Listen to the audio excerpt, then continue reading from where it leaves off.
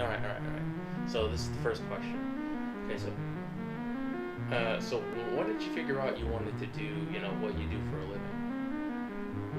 Um, it's a weird question with a couple of different answers. Mm-hmm. If you're talking about art, I knew pretty much from when I was a kid that I wanted to do art. My dream job, like when I was a kid, I only had a couple of video games because my parents wouldn't buy me new video game consoles. So like I had like The Legend of Zelda on the NES, and I had like Final Fantasy 1, and I had like that was basically it. And I would just draw everything from those games in my notebook and what I thought everything looked like. And then eventually, I remember there was a VHS of the Final Fantasy 5 anime. Uh, I think it's just called Final Fantasy. It's like it's set in the world of Final Fantasy 5, like 1,000 years after the game. It's about a kid on a motorcycle with a katana. And I remember I made my mom buy me that VHS when I was a kid because I was like, "There's a Final Fantasy movie and it's an anime. No fucking way! Oh, I'm 8 years old. Holy shit! I need it."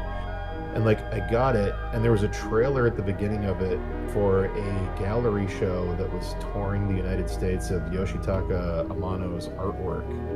And at that point, I had seen his stuff, but I didn't really know who he was. Like I didn't know the name, and I didn't know the breadth of the stuff he had done. I knew he was a Final Fantasy guy, and I had seen some stuff in some strategy guides and like Nintendo Powers, but I was like, I didn't know who this was. And I remember that trailer playing before the movie on that VHS, and I was like, oh, hold on, there's like artists who draw all the shit for these games, and then they make the game. That's the coolest thing ever.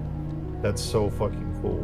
And then that was a big moment and motivator for me. I also I don't know, I always drew, but I really started taking drawing seriously as a kid when I saw the Disney Beauty and the Beast, because the idea of inanimate objects becoming alive as characters for some reason really scratched a thing in my brain, and I was kind of obsessed with that.